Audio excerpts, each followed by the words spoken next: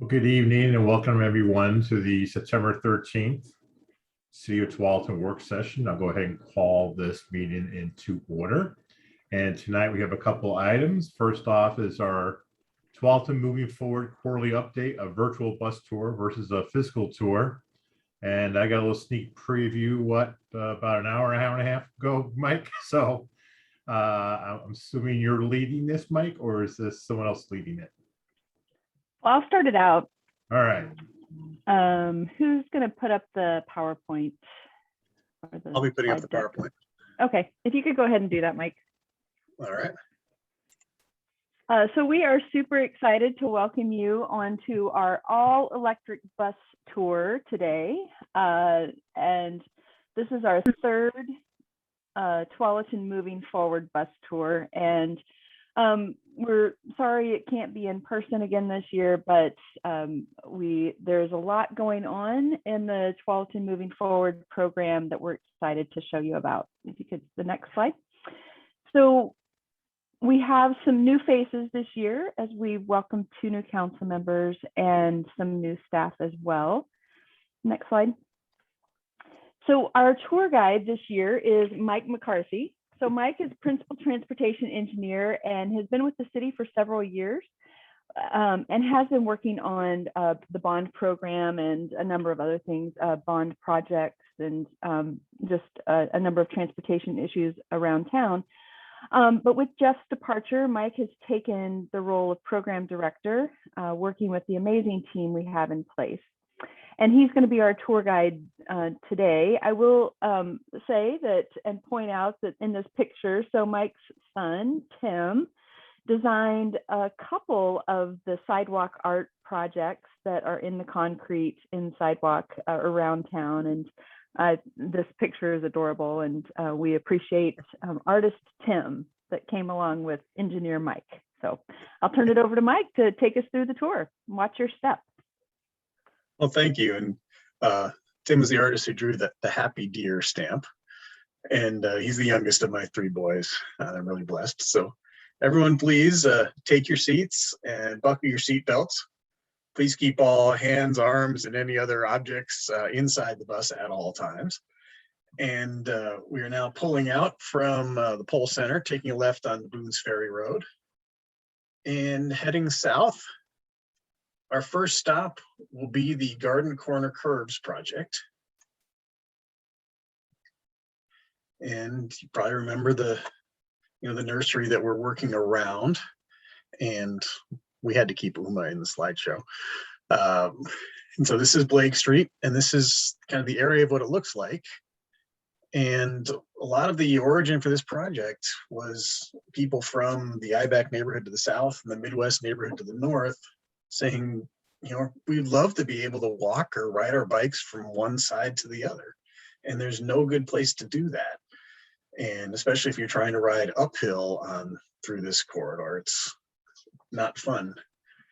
But it will be a whole lot better in a couple months. So as you recall, we did a lot of talking with the public. I think on this one, I never got a chance to actually take off my safety vest. I think I had it out, but I was setting things up and then got over here to the table. And so many people were interested in wanting to hear about the project and what was going on that it was just a steady stream. And it was wonderful. And, the vision of people being able to walk in this corridor, at least now they'll be on a side path and the vehicles will be able to use this area. And this is a bit of a time lapse. One of the key things we had to do to make this project work is replace the culvert where Hedges Creek flows under 105th Avenue. And so this is the existing corrugated metal, or I call it wrinkled tin, pipe that was going underneath the road. Here's 105th going up, so it turns the corner to become Blake Street. The nursery is back in this area. So this is a new retaining wall that was already been built for the road. So one of the first things that the contractor did was take away all the pavement from the existing road in a lot of the area. And then we've got some time lapse here. So this is the way it looked at first, with some of the vegetation cleared out for some of the areas of the creek channel that we'd be restoring.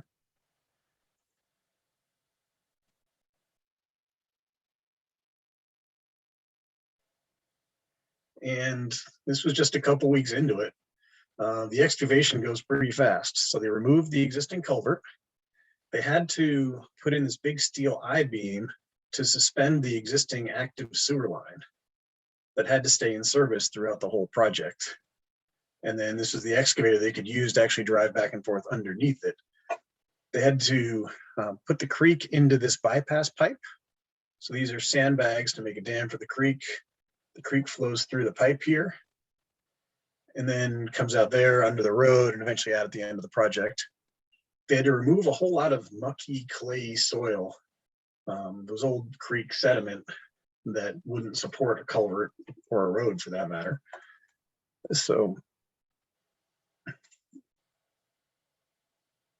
and sorry about that, I went back to the first week. So we went through this week. And within a couple of weeks, this is the big concrete box culvert. So each of these are individual pieces of concrete. It's 15 feet wide from wall to wall. It's 5 feet high. And we had to design a wide but shallow opening in order for it to stay underneath the sewer line. And then all the other utilities would be coming through here, like underground power and gas and everything else ends up running over the top of the culvert. So, and then it's filled with different sizes of rock. They're specially designed for this area to be fish friendly. And there were some fish in the creek that were humanely removed before we started doing this work. And we anticipate them being able to swim through here later. And then the next week, we now have the top pieces placed across the top of the culvert. So this is where the place for the creek to flow through. And then there's specially designed soils all around it to make those areas impervious, because we want to make sure the water stays in the culvert and doesn't erode the road. So this is the next phase of the project. And then we get up to a couple weeks ago, where it looks about like this.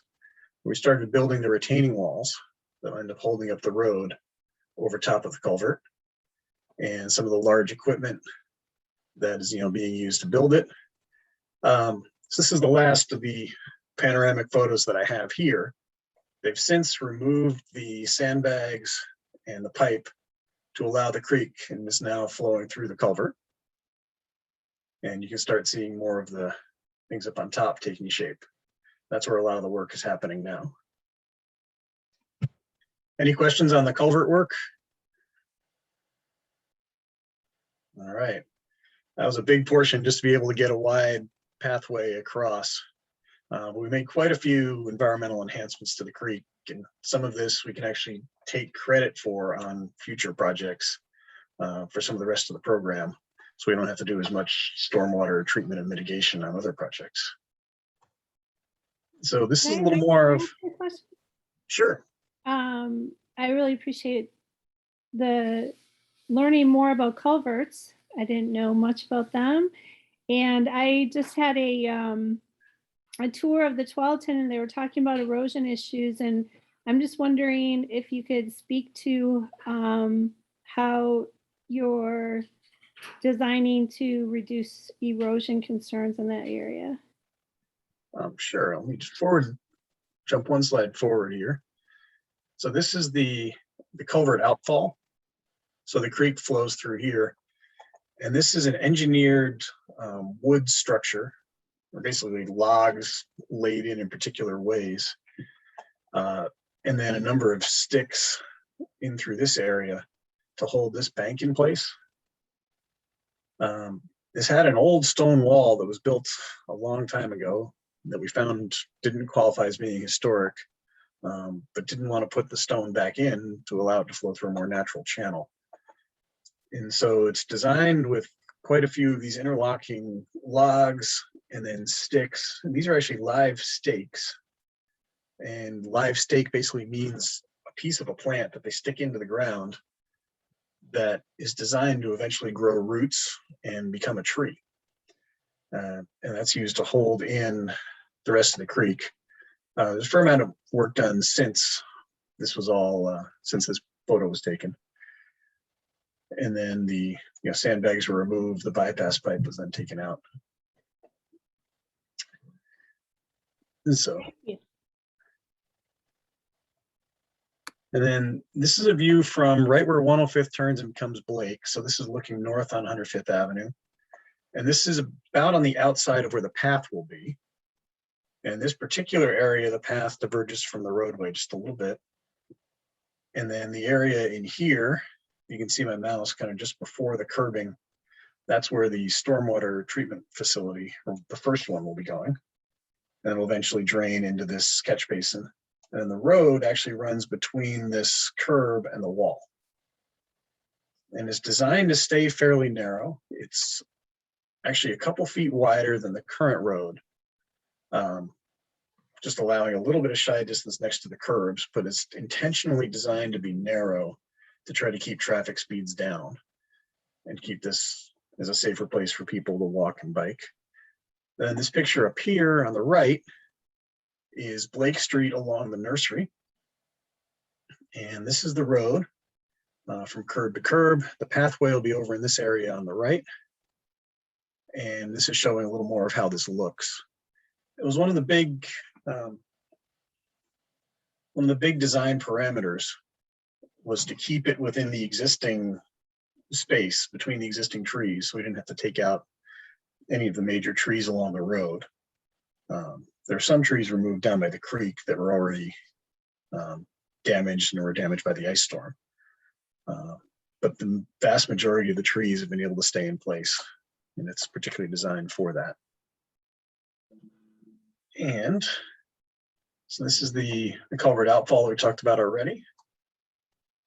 And then we move on up to our next stop. So we head back north on 105th, take a right on Avery.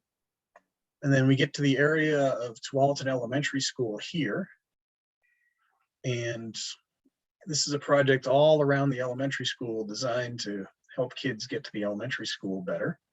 And I'd like to introduce Katie Mangle, who works for Alta Planning and Design. And she served as our owner's representative, general assistant, and her company's taken care of all kinds of things in the program over the years. And Katie can tell us a little more about this project. Yeah, thank you, Mike. I've been honored to help the city with the bond program since actually just before the vote. And so it's been a pretty magical experience, I have to say. It's amazing what the city's doing and how well the community's supporting it. Mike, can you go to the next slide? I think this shows what it's all about, right? It's about these kiddos just trying to get to school. And this project in particular was part of the bond program as a school, safe access to schools, and also addressing kind of slowing the traffic that's kind of cutting through the neighborhood. Particularly with Tualatin Elementary, though, as we find with many schools, there's also some confusion around parking for parents dropping kids off. So all of those things were coming together here. We had people driving too fast on Sagert, parents, kind of sitting in the travel lane waiting for their kids or waiting to drop off their kids. And then also there's some trucks that were kind of moving through the area. So this was a little bit of a complex project because the solution is not one big project. It was many projects spread throughout the neighborhood. And you go to the next slide. Actually, go to the next slide. I'm going to come back to this in a second. Thank you. Perfect.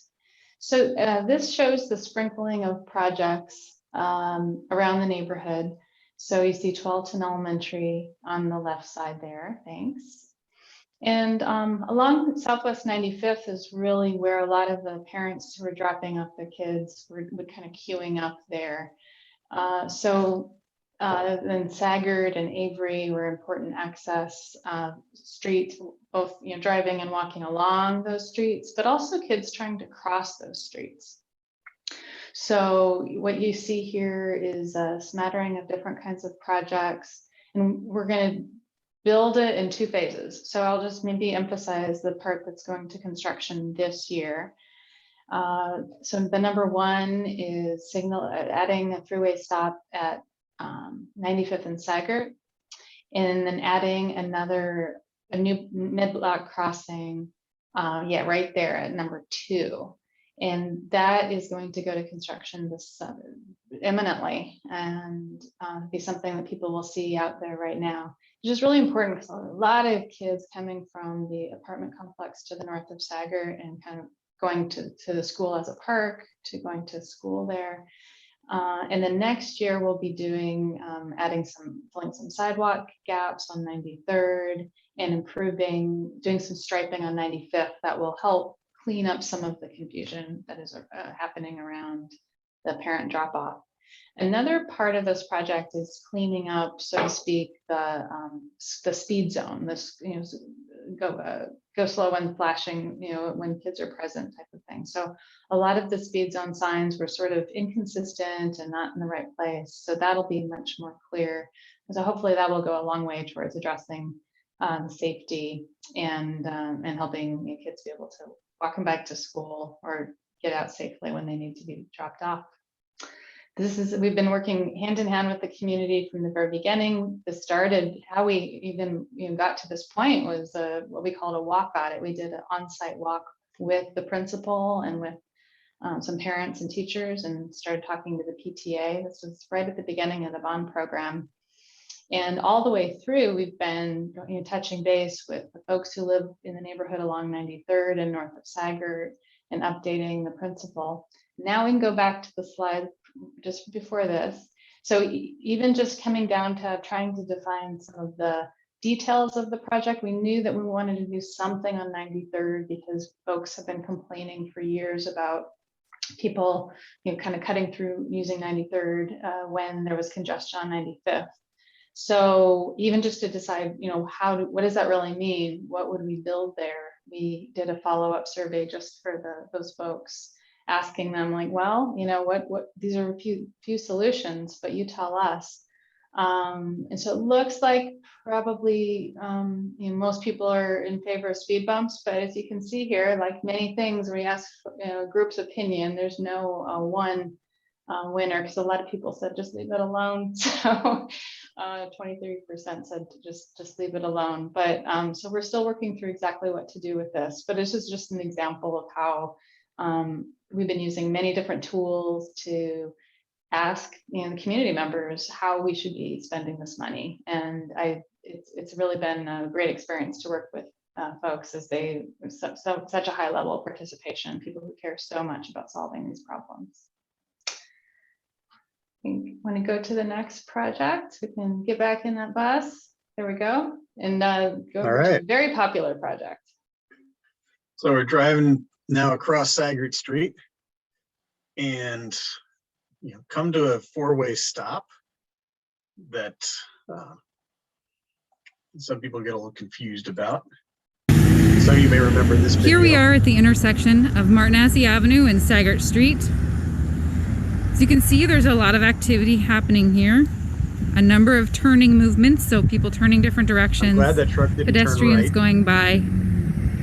There's a park and ride at one corner of this intersection. There's also a bus you can see coming here on the 96 route.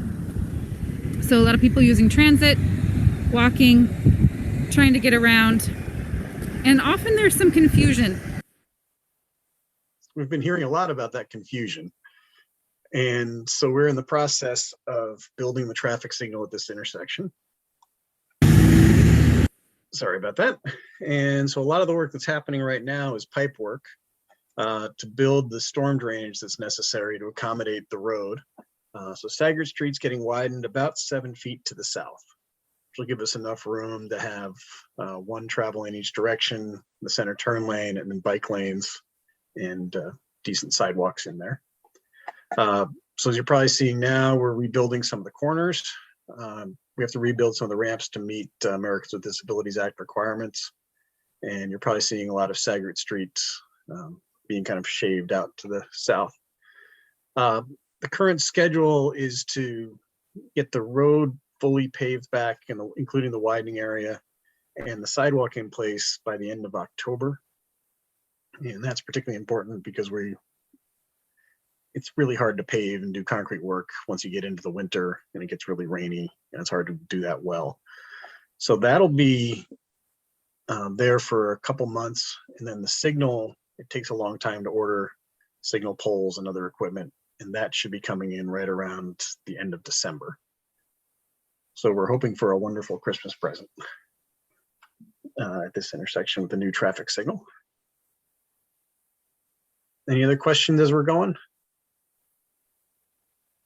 All right. We've had a lot of people want this traffic signal and want us to get this project going, so we're glad to be doing it. And then we move on up to another one that we're working on now, and that's Tualatin Sherwood Road and Nyberg Street from Martinazzi over to I-5. And we're working on a lot of the specifics with the state right now. There's kind of three key areas for this project. The first one is right in here. It's right about at Nyberg at the I-5 southbound ramp. And what's happening here is 80 to 90% of the traffic is turning right from Nyberg, onto I-5 south or the loop ramp onto I-5 north. And, only 10 to 20% are going across onto Nyberg. And what's happening is so many people are getting stuck in the right lane. And that right lane is backing up all the way through our downtown for quite a ways there. So what we're trying to work out with the state is a plan where traffic in the right lane goes right onto I-5 south. And then the middle lane primarily goes all the way across to I-5 northbound. And then people can still get to I-5 north even from farther left. And then we get the third lane going across to Nyberg. And we want to design it so that when people get to about where this dot is, that they're in the correct lane. Not the right lane, the correct lane. And so we're trying to help people, particularly going to I-5 north, to be in the middle lane. And so we're designing a lot of driver information there. And then even just past Martinazzi, right now there's just 2 lanes, and it's I-5 traffic in those 2 lanes, but there's also some Nyberg traffic. And that Nyberg traffic has to wait till they get almost all the way up to the Cabela signal before they can move into the left lane. And that ends up using up some of the green time for the line to go through that area. So by widening out into the median to create a third lane eastbound, we can help get that Nyberg traffic out of the flow of traffic onto I-5 and help everybody move through better. So we're continuing to work with the state on this, particularly as you get into a freeway interchange. They get real particular about what they want to see. And so we're working with them on making sure that what we do meets their requirements and, passes muster with their design before the construction starts. And the next project, we're now going back to Boone's Ferry Road, south of Tualatin Sherwood Road, and looking to fill in the gaps in the sidewalks and the bike lanes. And we're doing a lot of talking with the community about what they want to see, and Katie can walk us through a little more of that. Great project. It's really exciting because Boone's Ferry Road is, from a walking and biking and taking transit point of view, it's pretty hodgepodge, to be honest, for such an important corridor. There are so few corridors that go throughout the length of the city, and this is one. And people love walking on those pathways, and there's a lot of use of the bike lanes that exist.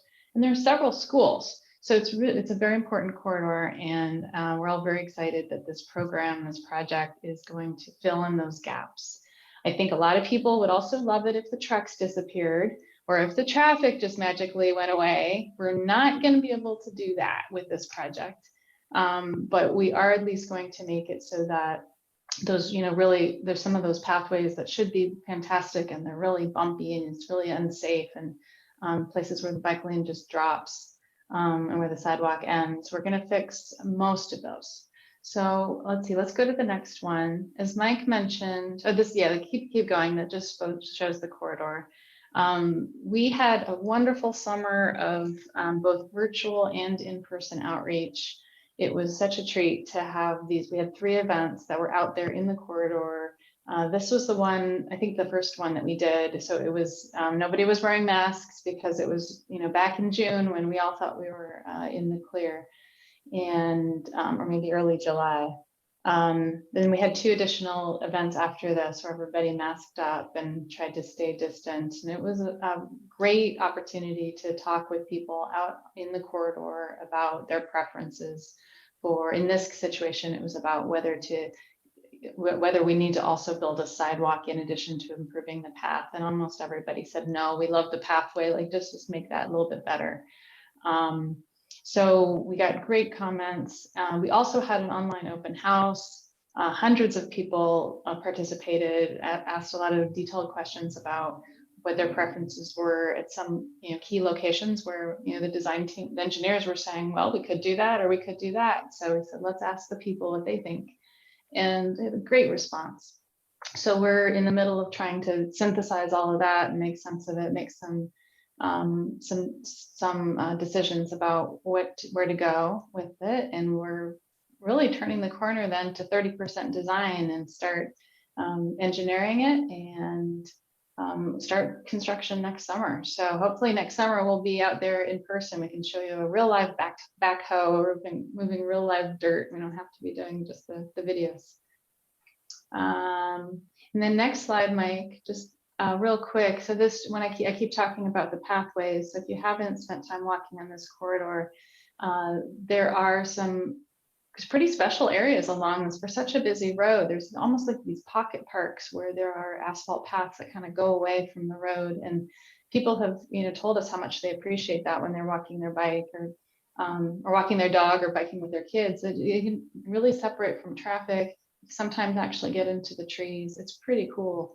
But many of them are very old and need some TLC. This shows the location near Byram Elementary School, where we're hoping to both improve the path on one side of the street and also on the other, in addition to just adding bike lanes to the road.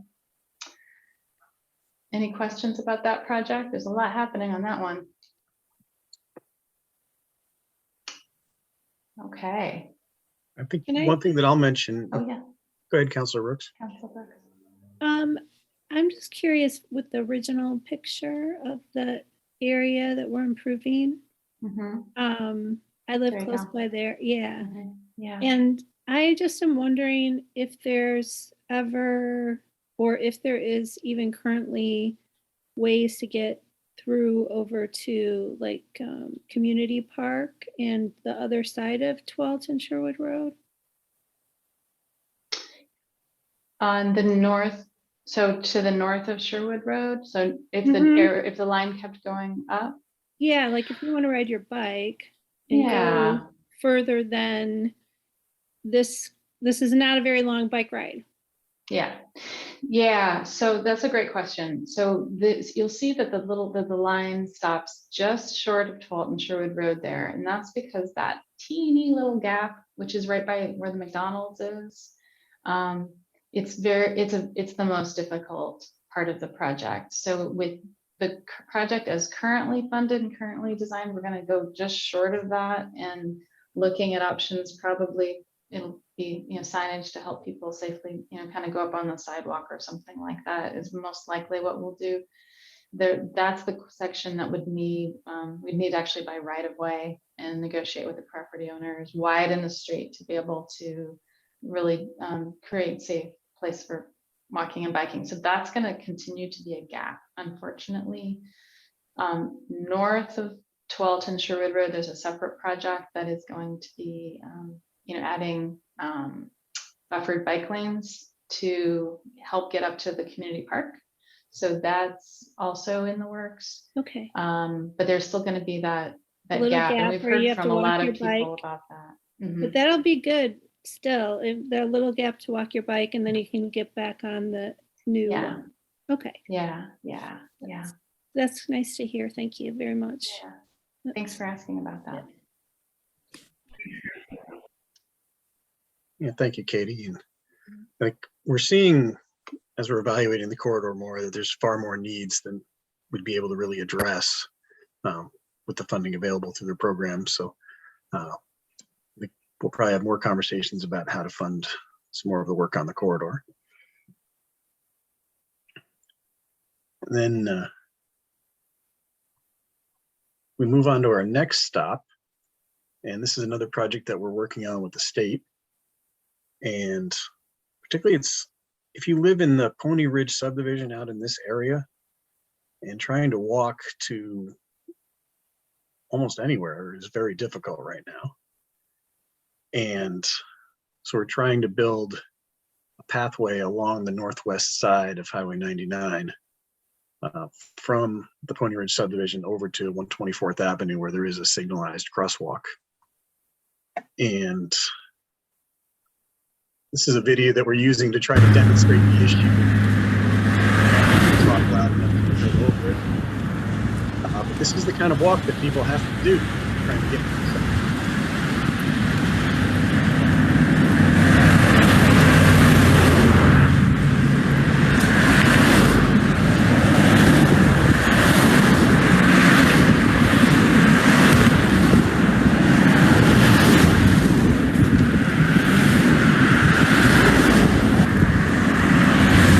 I think we'll stop it there. And the project and what we're looking to do is build a walkway back here, back along the edge of the right-of-way line. We'll have to dodge around the existing utility poles because it's a big transmission line. And that'll be a little bit of an unusual project because the state typically likes to build everything to their standards when it's kind of their full new construction standards. And that cost ends up being millions of dollars for this project. And what we're looking to do is build in a walkway along this area, just give people a safe place to walk that's not right here between a laurel hedge and a truck. So, and that's something that we've had some pretty good progress, I think, working with the state on that. And so we hope to get to the construction soon.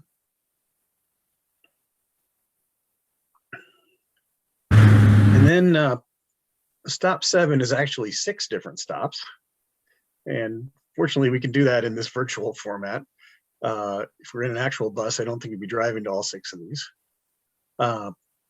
And this is our neighborhood traffic management, our neighborhood traffic safety program for this year.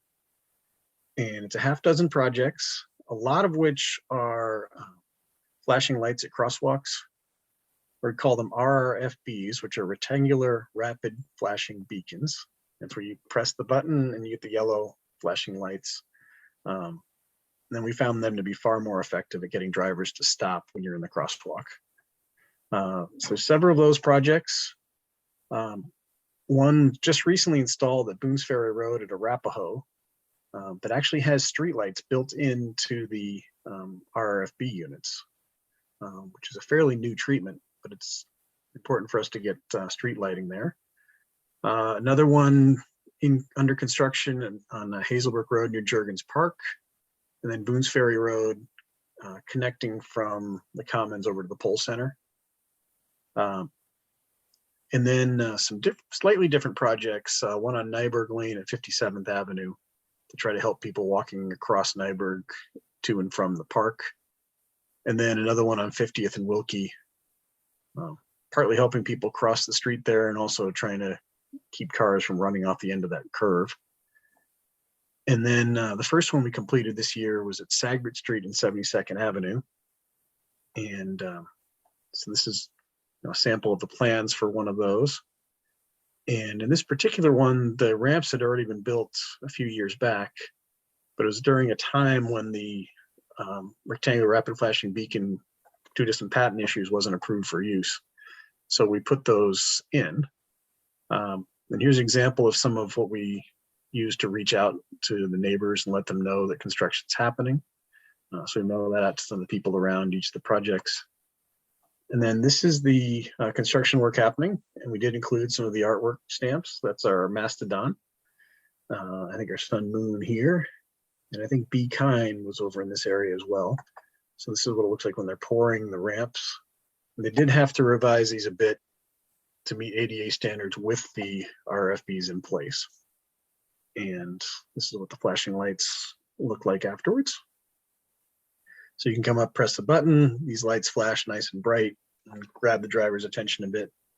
And we found it really helps for people crossing. And you know, a little ways to the east of here, the one that we installed right by at Fality Park, Sagert and Wampanoag, I've been amazed at how often I've seen that light on and how many people I've seen using it and how many more people we've seen crossing there since we installed it a couple years ago. So I think that's been great. And we're now returning back to the Pole Center for the end of our bus tour. Please collect all of your belongings, and thank you very much for riding with us on this tour. And we'd love to hear if you have any other questions, comments, or suggestions.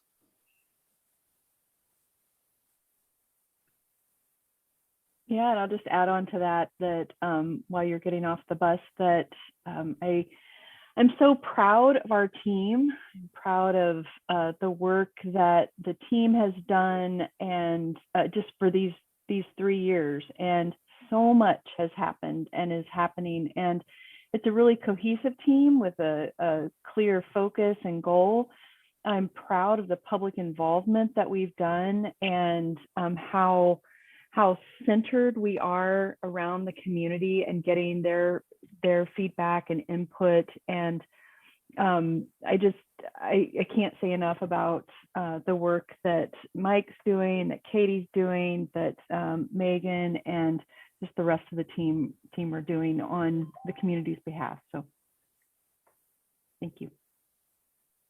Thank you. Yeah, Councilor Hillier's hand is up.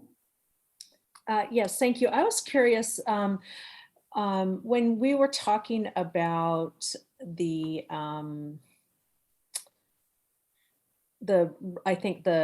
speed signs on Boone's Ferry, I'm curious if when you come out of the high school, because when you come out of the high school, you really never know if the flashing lights are on. You don't know what time of, you know, if it's 20 or if it's 35. Are there going to be some sort of amendment there, Katie, to help people who are coming out of the school at kind of that in-between time?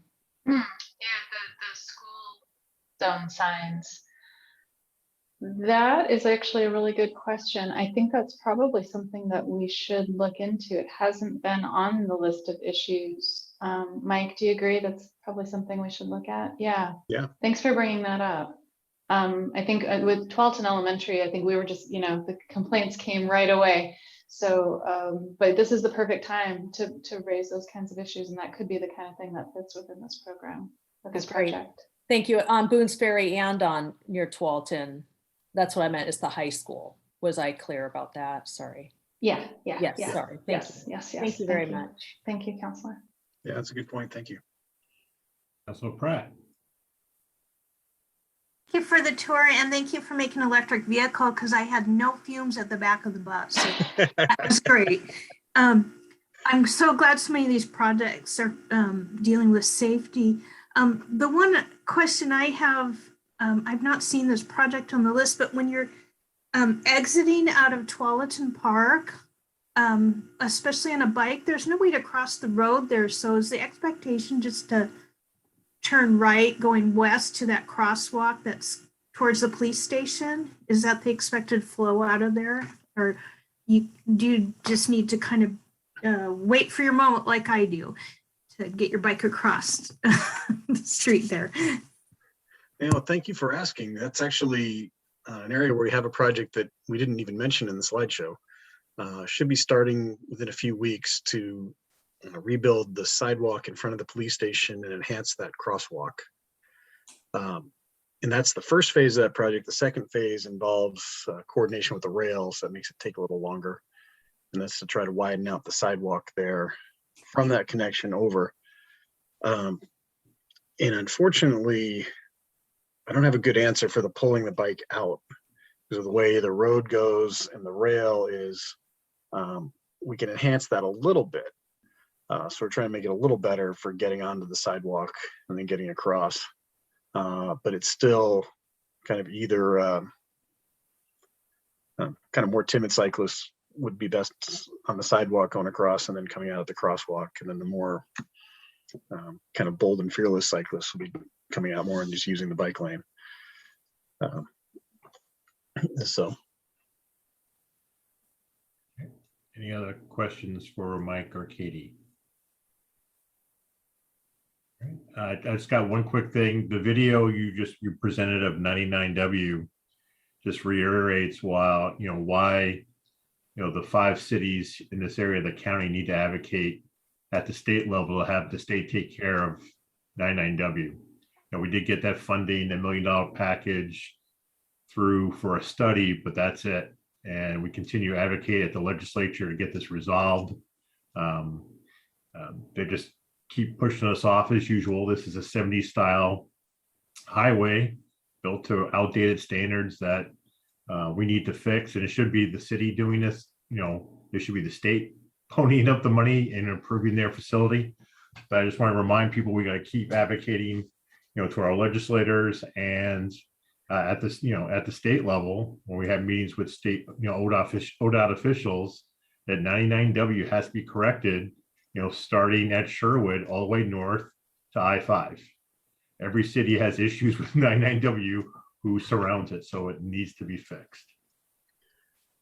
Feel free to use that video to illustrate that point. Well, when we went to the legislature a few years ago, we had all kinds of, scary freaking pictures. And that's why we got the $1 million. But it has stopped since. So, and there was another package of money that never made it through because of the walkout, but we'll continue to press on because we need to get this fixed. All right, anything else for Katie and Mike? I just want to say thank you again to, I really appreciate the public engagement and the fact that, that we're really honoring our citizens that are supporting this bond and supporting this work and always coming in ahead of schedule and below cost. And anyway, so I just appreciate that and all the mindfulness around the environmental, the safety, and the traffic flow concerns, which is just such a big issue for everybody. Thanks. Well, thank you. And there's a number of staff that have been involved in putting all this together and a large consultant team that have all been working together. So it's really been a great team to work with. Thank you both. Thank you.